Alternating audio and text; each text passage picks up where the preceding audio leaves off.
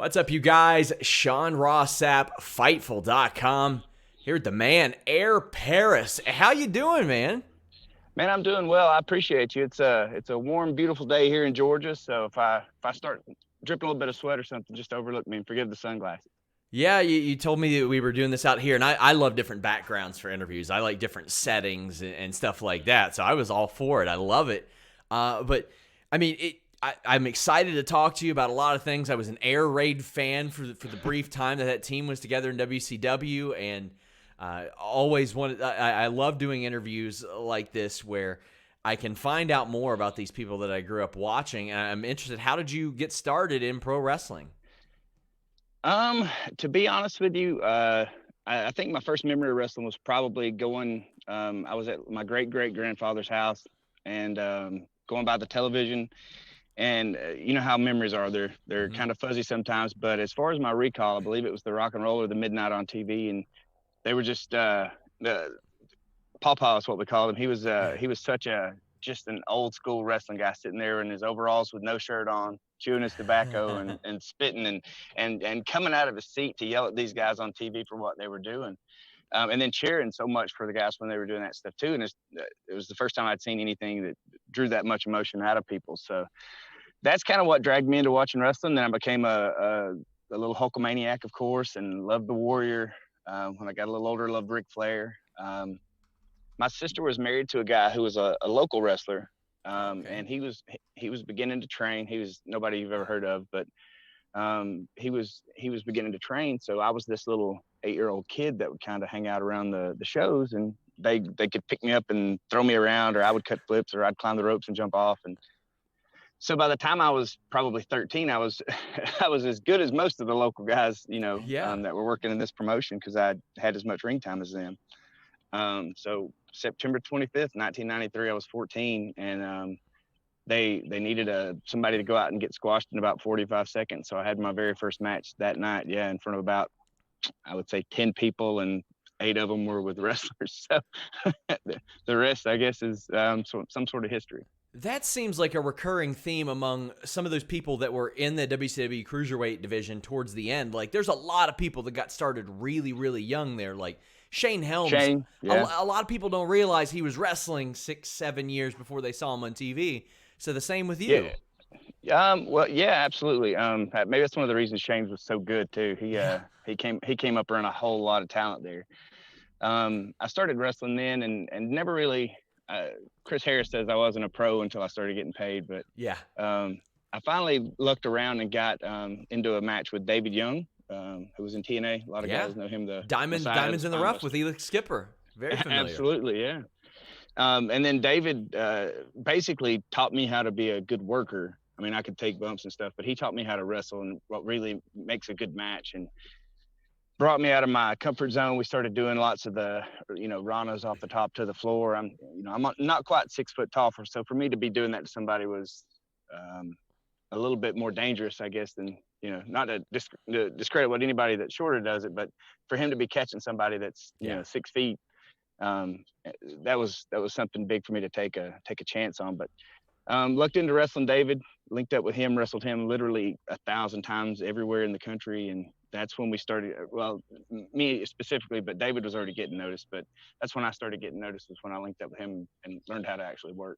So occasionally when I see your name pop up on local results and stuff like that, I often see David Young's name attached to that. It seems like you still work him here and there, at least as recently as a couple years ago. It's one of those things. When I got out of the business full time, I started doing some booking and stuff. When I did that, I basically just booked mostly my friends, because my friends are all great at wrestling. Yeah. And so David was one of those guys I just always used. So you end up in WCW. How was that first contact made? Because I know that you did quite a bit of stuff. I remember, I think it was security for a David Arquette angle you were a part of one time. How does that call happen to first bring you into WCW, even if it's extra work? I'd been working for Burt Prentice in Nashville, Music City, and NWA Worldwide, and also for Bill Barron's at NWA Wildside. Of course, Wildside became a sort of a territory, like a developmental territory, as well as Music City. So we were getting those power plant guys on both ends of the spectrum. Terry Taylor needed guys. They ended up sending me. I believe my first spot, it's an easy one to remember, was January 3rd, 2000, the very first Nitro that year. And I was a paramedic who ran in to save Sid Vicious from the new NWO. So I got cracked with a ball bat and spray painted NWO my very first night in by Jeff Jarrett and Bret Hart. So I think my career could have probably been done right there. I was one of those guys, man. I was in the ring with Bret Hart and Jeff Jarrett. That was the pinnacle at that point for me. So did you have any interaction with them before, after, anything, feedback? Did you ask them or any of that? Or was it just like at that point of your career where you just like, do what I'm told, see how it goes? Do what I'm told, try to do it right. It's funny. And I don't know if Storm told you about this one or not. I heard him talking about some of our extra stuff that we did, but the other paramedic was TJ Gray, a guy out of Georgia who wrestled as the Prodigy. And TJ was a fiery young babyface who was used to getting up and trying to fight back all the time. So he kept getting up after a few baseball bat shots from the NWO. So if you go back and watch that clip, Brett comes over and uses his high tech to keep TJ down on the side of his face a little bit to make sure he stayed down for the finish of the thing. Yeah. I went down like a shot. I was a sack of potatoes. So at what point did you start getting calls in to wrestle? Because I mean, literally a week and a half ago on our site, we do a thing called enhancement stories where we'll talk to wrestlers about their enhancement matches. One of them was one you were in because I talked to James Storm about it. It was when you and Cassidy Riley went against 3 Count, and he told me the story about Cassidy Riley falling on his face in the match. Everybody told him not to do that. Yeah. We were like, Cass, please, it's not, you don't want to do it in front of this crowd on television. This is not the time. He swore he could nail it, and I love Cass. I've seen him nail it 100 times. That time he was the one he didn't nail it. I think my first, probably my first match on any sort of WCW programming was a Saturday night taping maybe against, it was me, Shark Boy, and Elix against 3 Count. And I owe that to Shane and Shannon. Those guys went to Jimmy Hart and vouched for me. Thankfully, I knew those guys from before in Music City Wrestling. And they were just, they were there killing it and weren't selfish. They wanted to help out. And so they kind of pitched me to them as well. So, and those guys were so fun to work with. I don't know who beat me more in WCW, Chronic or 3 Count, but they were so easy. I loved it. That was another funny when James Storm talked about Chronic, and he said that they came up to him and were like, buddy, this is going to hurt. We're sorry. Well, I'll tell you this, and I don't know if it's just me remembering things through rose-colored glasses or whatever, but I knew Brian Clark a bit because he came up in the North Georgia area where I was at.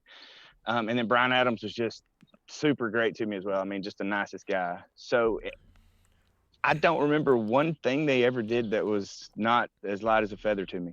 Wow. From the big slams to, I mean, their punches always look great, but like they were just butchering people. But honestly, I think I could wrestle Chronic today if they would, if they'd call it slow to me. I think I could, as beat up as I am, I think I could still wrestle those guys. They were so fun. They were kind of an anomaly because Brian Clark had been around for 6-7 years as Adam Bomb and Wrath, and Brian Adams had been around for a decade as Crush, but they were getting this new push and getting over really well. Just absolutely, yeah. Just being big badasses. Yeah, and that's what the business needed at that point. I mean, we had plenty of cruiserweights, Of course, that's what I enjoyed watching and all that. But I mean, at some point, paying wrestling fans want to see 2 big bad, rough guys come together and just beat the piss out of guys. So those 2 definitely had the look. I still talk to Brian Clark, regularly. That's we awesome. shoot each other messages on social media and stuff. He's always been really good to me. So thankfully, those guys like me. If you'll go back and watch, there's some spots where they did some pull aparts, and when I was R&B security, we would run in, and there's one. It's looking back, I cringe because Brian Adams had a spot. He wanted me to sneak up and throw a go behind on him. Yeah, he was going to wheel around and do the full Nelson slam on me. And I shot the worst go behind on him in the middle of a ring full of stars, and everybody parts the seas so we could do this spot. And then I do the weakest go behind on the biggest man in the ring. Oh no! So yeah, it's a little cringeworthy, but still a cool moment, cool memory. So I remember back then I was taking in every bit of wrestling I could get, and I remember most of those matches were on Worldwide, and it would go from like Chronic facing 2 people. Then the next week or month, they'd be like 3. And then the next week or month, it'd be 4. And it felt like you were a part of a few of those. A lot of those, yeah. Because I remember when you started a team with AJ, I was like, I know him. I've seen him on Worldwide a few times. I've seen him on Saturday Night a few times.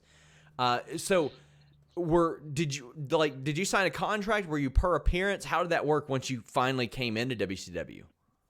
Well, I was there basically from that January 3rd appearance. I think I only missed probably 2 shows, period, from there till the end of the run. That was all per appearance. They were paying us insanely to do security spots, man. Yeah. Honestly, they were giving us $500 a night, paying for our rental cars, paying for our flights. I mean, it was nuts. And they were bringing like 12 of us in every week too. My God. Yeah. So for shocking, 12 guys, they went out of business, right? Hey, I always like to tell people those were the checks that you take through you take those into the bank. You don't go through the drive-through with those checks with the Turner logo on them, and they're at 21. Once me and AJ, Terry and JJ Dillon had been coming to Wildside a bit, and Bill Behrens, of course, was so instrumental in of course Alan's career, but everything that basically I feel like I got with as far as forward in pro wrestling, I probably owe to either him or Bert, because they put me in front of the right people. Bill's one of those guys. He'll run through a wall for somebody if he believes in them, but he's going to expect you to run through a wall back. So when you're working, you gotta really go hard for him, and work really hard, and you'll get everything that you put in back from a relationship with Bill Behrens. As far as that, nobody in the business is a better agent or will work harder for you. So. Instrumental in a lot of careers. He is the man. And if you, when I book those shows, thankfully, talking about all my friends are good at wrestling. If it's somebody I don't know, I just call Bill and he knows them. It's that easy. Yeah, we got a dart match in Baltimore. Me and AJ did tonight. We did the angle, I believe, the book signing angle, where me and AJ are in the line, and I take the bump from the ghost shot from DDP when he gets up. Oh yeah. Yeah, that one pops up still on social media a lot. People are like, AJ Styles is DDP's biggest fan, but yeah, we did our dark match that night. We got pulled right into a side room when we got through the match. I mean, we had whatever the crowd was in Baltimore that night chanting "Holy crap," and I'll PG it up a bit. I got 2 little girls. I try not to cuss too much. But yeah, Arn Anderson and those guys pulled us in the side room and talked to us and were like, hey, get some gear. We're going to give you guys an opportunity. One cool little memory from that I haven't thought about in years is I think AJ was wearing track pants, and he was doing like the high school role model gimmick. He wore like warm-up pants and had the visor and kind of turned it sideways, and I was wearing the Hardy Boy knockoff stuff. And Arn Anderson said, if you guys were wearing gear, if you didn't look like those people, they'd never forget who you are right now after the match you guys just had. So that was kind of a cool moment with him. But a week or so later, we had a FedEx, had a contract in it, turned it down, sent it back. You want to talk about nerve-wracking. Wow. To send a contract down, to get a contract and then send it back, turn it down to ask for more money. It was the low. I think we would have been the lowest paid people ever in the history of WCW if we took that first one. But Bill got us a little bit more money and a little bit more per appearance. And then we were sort of off to the races for about 2.5 months. So how long were those deals, those contracts, and when WCW got bought out, how did that work? Because you do always hear about a lot of the big names sitting out and all that stuff, but how did that work out for you? Oh, yeah, well, but not as good as those big names that got to sit out. Yeah. Basically, I think those contracts, they were for 3 years. They had, I believe it was a 90-day out, though, or something to that effect. And you'll hear Jim Cornette say it a lot in some of his wisdom, where he says, if you sign a 5-year contract with a 90-day, out clause, then you've signed a 90-day contract. Yes. Basically. So that's where those big name guys didn't have those. So I'm certain that that's probably where they were able to sit home and, not have to worry about it or whatever. But once the company was bought out, we were left off the last Nitro. And then, gosh, I got a call about doing an independent show, like a run of shows in California, and I didn't have any idea if I should do it because technically I was under contract. And I talked to Bill, and he said, we don't know what's going to happen. This is a guaranteed payday. Go do it. So when I was in California, I got a call to call Johnny Ace, called him back, and he kind of broke the news to me that, yeah, we're letting you guys go. Give me 6 months up there. I'm going to do everything I can for you. I love you guys. I'll work really hard. He hadn't called me yet, but I saw AJ's up there. So I'm thinking that at some point my call's got to be coming. It's only been, 19 years, somewhere in that neighborhood, almost 18 years. So maybe he just, I didn't change my number, Johnny. So if you don't forget me. But yeah, that's kind of how it was. That was sort of a bummer. The real bummer was the last day of our contracts was my birthday that year. Oh. So they kind of, yeah. So I took that, and I tell people now that you should never let a 21-year-old make any sort of life decision on his own. I took that and I pouted, and I felt like wrestling owed me something, and I took my ball and ran as far away from wrestling as I could for a while. So you had mentioned the last Nitro. Were there plans for you all to appear on that Nitro that got changed? No, not that I know of. Okay. We were included on everything. And then we just didn't get included on the travel for that one. And I mean, I remember specifically the first time I saw you two team together, and I was like, well, favorite team. There we go. I had never seen anything like what the two of you were doing. So I mean, I remember I saw it on TV. I went to my school's computer the next morning and looked you all up on Google. I was like, I got to know everything about these guys. That's great. So, I mean, if I'm reacting that way, there's got to be other people like in your personal lives that were like, holy crap, that those appearances are amazing. Man, it's funny. I heard in an interview, AJ said something about we did like 5 or 6 matches as a team. Yeah. But we wrestled each other probably, 150 times, in anything from singles that were just, in my opinion, probably the best work I ever did. I saw a good 2 out of 3 falls match with you all.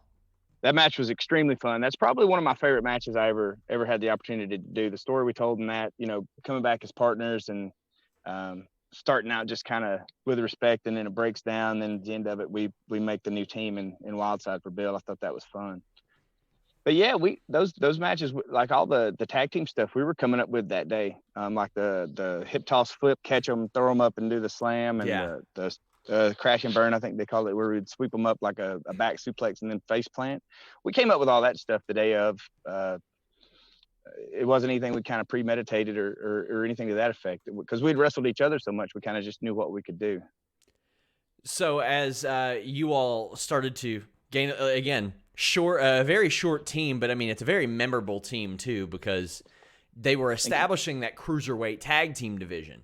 Had you been told anything about the plans involving that? Because even though you all weren't heavily pushed, you were still an integral part of that division. There were some good teams there too.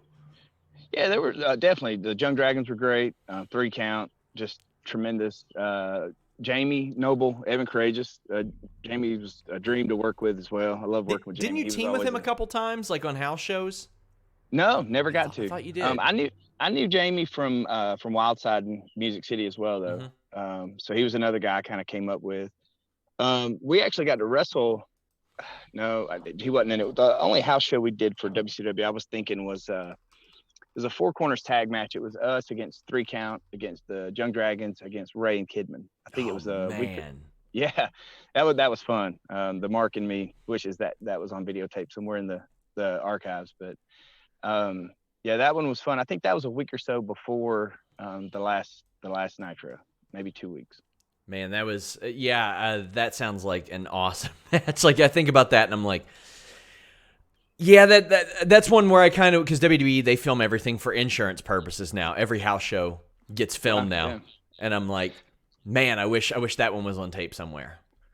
I need to find a hookup within their company that's in production then, because there was a cool spot I'd like to have the pro shot video of. House show, I guess, probably 2 years ago in Chattanooga. We'd taken my daughter Perry to see AJ because she loves him so much, and so she had her little sign that says AJ rocks, and her shirt on, all that stuff. And we said hello earlier in the day. She got to take her some pictures, of course. And then after his match, I don't remember who he wrestled, but he comes running over and grabs my kid and takes her to the ring. Oh, that's awesome. So my 8-year-old daughter's in the middle of a WWE ring, and he hands her the world title. This is when he was the champion. So yeah.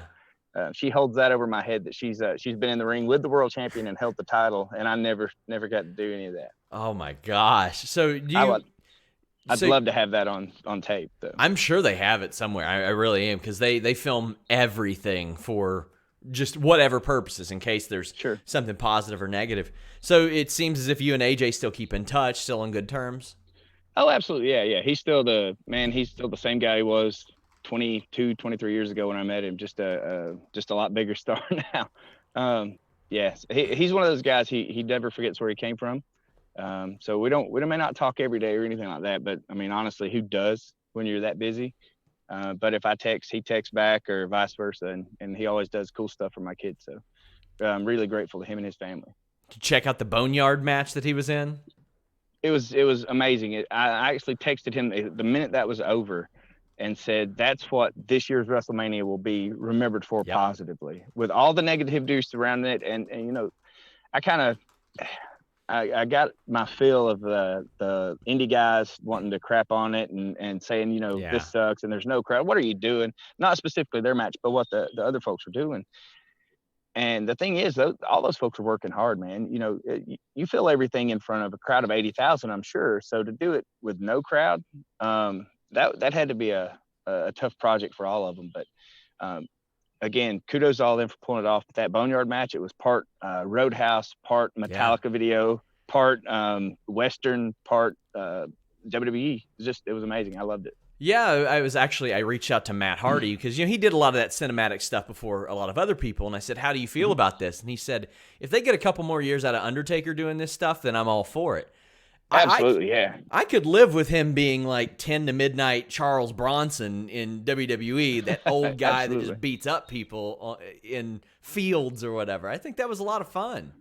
Oh, it was tremendous. And it didn't click with me until about 2 days after. And I messaged Jeremy Borash. I said, okay. Now I get it. That had to be you. So congratulations. Just excellent work. So, I mean, I would imagine you'd worked with him at some point as well, considering the fact that you know him. He's a very creative guy as well. Oh yeah. He was the secret weapon, forgive me, behind TNA for a long time. Yep. I was at a pay-per-view and Borash was keeping time on his phone. He was announcing literally from the dressing room. He had microphone, so he was calling time cues out. He was helping produce the whole thing. He was the MVP back behind the scenes there. But him and Bob Ryder were doing the WCW, the internet show. I can't think of what it was called.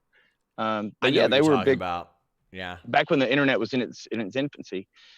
So those guys, man, they were doing like a live call-in shows and stuff like that. And they included us, and they were always big backers for us. They did a lot for us and within that company as well. No. I believe those two guys actually, and I'd have to get confirmation on this, but the night we did our dark match, we were going to get bumped. We were in Baltimore. For some reason, all these dates line up for me. It was when the Ravens were in the Super Bowl against maybe the Giants. So we were at the Super Bowl party at Jocks and Jill's with like us and then the whole like WCW family, like everybody else, you know. And there was talk that we were going to be bumped for time for the match tomorrow. And I believe Borash took us over to the table and was like, hey, give these guys 7 minutes and they'll blow your mind, or something to that effect. And then next thing you know, having a friend go to bat for us worked out well again. That's awesome. That's the type of thing I'd imagine you never forget too. Yeah, man, those guys. Yeah, and so just eternally grateful to all those folks who kind of. I try to help folks as much as I can. Sometimes it's hard to, because people let you down a lot nowadays. Yeah. So for those guys to go out on a limb with their career and put their name on us, that means a whole bunch. Was there anybody else in WCW specifically that you remember going out of their way to help you, whether it be guidance, a little advice? I know that AJ has brought up Shane a couple times, giving him like little bits of road advice. Yeah, Terry Taylor was always really good to us. I know a lot of folks like to bash Terry Taylor, but he's never been anything but a pro to us. He was a mentor as far as helping us kind of push us along, teach us, you know, how to not screw up in that environment for the first time. As far as the guys, I mean, honestly, Shane, I'd have to go right back to him too, just because it kind of helps you navigate through that locker room political scene a little bit. Hey, don't do this, follow me here, you know, that kind of stuff, just so you don't screw anything up near as bad as you could. How much interaction did you have with some of the top names in WCW? Because sometimes you would hear that they were a bit isolated, off doing their own thing. They would show up to work and then just kind of leave. I mean, as I guess as much as I probably needed, maybe a bit more. I tried to keep my head down and stay out of people's way for the most part. I was fortunate to be in some pretty cool spots though. Like when I was a security guy, we kidnapped Elizabeth on television. And so I was an angle with her for a few weeks. I don't remember how long it was. So every week we'd get to TV and we had to do all the pre-tapes. So it would be like me, her, Bischoff, Jarrett, Russo, Kimberly, and I was kind of, since I was there every week doing the same spot, and they treated me really well. But Jeff Jarrett became a friend after WCW. I love Jeff. He always was fun to be around. Everybody, Booker T, everybody always treated me extremely well. I can't think of anybody I can think of one guy that was kind of rude a couple times, but he was just rude to everybody. I don't want to put anybody on blast. I mean, you can bury anybody you want. I encourage it here. No. And I'll tell the story. It's funny. It's, I was a Southern wrestling guy, and I just say, "Excuse me, brother," and this guy looks at me and goes, "I'm not your brother." I was like, "Okay, then you're not. You have a nice day, sir." But he was less of a mid-carder probably than I was. So wow. Well, I remember, I think it was just a few months ago, I interviewed Mikey Whipwreck, and he had came over from ECW, and he was even surprised that he got that gig. And he said that he went out and had a really good match with Kidman, and of all people, Vincent buried him to Hulk Hogan. Like, wow. we can't follow doing all that stuff. Did you ever get any of that, considering the high pay or the fast paced style that you all had? Did anybody ever say, "Hey, slow it down"? No. I think, honestly, we were a bit slower than some of the other guys. Mm-hmm. But no, again, that was really the only negative interaction I ever had within the company. That's awesome. I mean, that was 15 seconds of my life. So I'm not going to let something like that kind of tarnish the memory of it. But no, everybody else was overall pretty good to us. So after WCW closed down, you had mentioned you kind of stepped away from wrestling a bit. Did you ever have anybody reach out or any feelers from TNA, ROH, anything like that? Bob Ryder tried to get my head screwed back on straight for a while with TNA, him and Borash both. But no, I kind of just did my own thing. And I worked for Bill Barron's sort of selectively and did my own thing, did some, booked some indie shows and stuff like that. But I kind of got and it was so dumb. This is why I say you shouldn't let a 21-year-old make any decisions for himself. We had just got a footing under us, and AJ said, "Dude, if we just keep going, we're gonna be fine. We just ride this thing out. It's gonna be fine." And I just couldn't. I felt like I guess because I had started at 14, I felt like I'd worked this whole long lifetime to get to where I was, and which is dumb. I mean, Steve Austin didn't make it until he'd been in the business for 10 years, right? To be the big, huge star. So I just made a really, really poor decision and I should have let discretion be the better part of valor, and I did not. Admittedly, I would have loved to have seen you guys face like the Briscoes and I think the Maximos, the SATs were out there back then. Like, I think those would have been really good matches. I know you still wrestle here and there in Georgia. Like, I see your name pop up. What dictates that? What makes you decide if you're going to wrestle or not? My daughter. That's awesome. Man, yeah, I'm so thankful. If you'd have told, again, 21-year-old me that I'd be married to the sweetest girl I know and then have two just perfect kids and live out here in this stuff, I'd call you a liar. But especially if you'd have told me I'd have two girls and be happy about it. I've got Perry, who's she's about to be 9, and then I've got Piper, who's 2. She's my rowdy one, so Piper fits her pretty well. But if Perry decides she wants to see Dad wrestle, I will do what I can to get in shape and do it again. But I'm sure this won't get all the mainstream attention that the Undertaker's got, but I have absolutely no desire to get into a ring and bump around and hit my head or there's, I started getting in shape a couple of years ago, and I'd gotten to a point where I'd really gotten terribly, terribly out of shape. And when DDP saw me, he kind of patted me on my gut and said, "Where did that come from?" Oh. And I said, "Oh, sir, I like to drink beer." And he said, "You better start earning them." And I said, "Yes, sir." And so I dropped about 50 pounds, and people are like, "Oh, you're doing a big comeback." And I'm like, absolutely not. I just want to be able to play in the yard with my kid and not get blown up. Uh, DDP's great. His yoga program, like I've got 2 racked shoulders, a racked neck. The only reason I can train MMA or wrestle here and there is because I did DDP yoga. Like him pushing and encouraging people, it works. Even if it's something subtle like that. Yeah. And you know what? I haven't seen him again since, but I think he'll be a little bit more pleased with me than he was last time he saw me. So I actually saw that you were, or I think maybe I heard somebody had mentioned that you were backstage or at an Impact Wrestling show recently. So you're still taking in shows and stuff like that too. Yeah, the Impact show, I think the last one, well, yeah, we were there. I'll be honest, I completely forgot about it. Old wrestler brain is a serious thing sometimes, man. Everything that, yeah, I'm trying to think of who it was that said your brain's like a sponge. You have to wring it out sometimes so you can get new stuff in there. So I wring wrestling stuff out so I can remember lyrics to JoJo Siwa songs and lullabies now. But yeah, no, actually that happened. That was really cool. So I definitely need to give him a shout out on this too. Lance Storm mentioned me on Twitter. Oh, nice. He's like, yeah, I know what this AJ Styles kid did, but what happened to Air Paris? Does he still wrestle or did he change names or whatever? And then somebody tagged me in that, and it became a sort of a funny bit of a running joke. This guy on there was like, no, he died in a snowmobile accident in 2004. And so I was like, did I? And then everybody's like, dude, this is the guy telling you he didn't die. So I'm not arguing at all. These other people arguing for me that I didn't die in 2004. I can vouch right now that I didn't. I don't believe.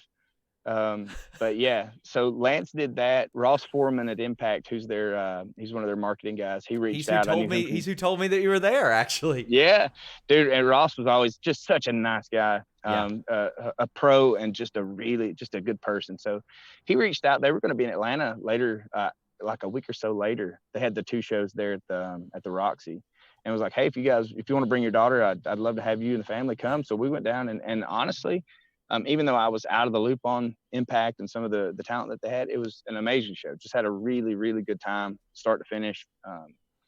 And they treated us just as good as they probably could. So big thank yous to everybody at Impact for that. Yeah, David Pinzer walks up and he goes, he kind of looks at me. Ross is like, you know who this is? And Pinzer's like, oh my God. And he's like, I'm afraid to say because I'm not sure it's right. And so like 2 seconds later, he asked me to do his podcast. And then says, can you still go?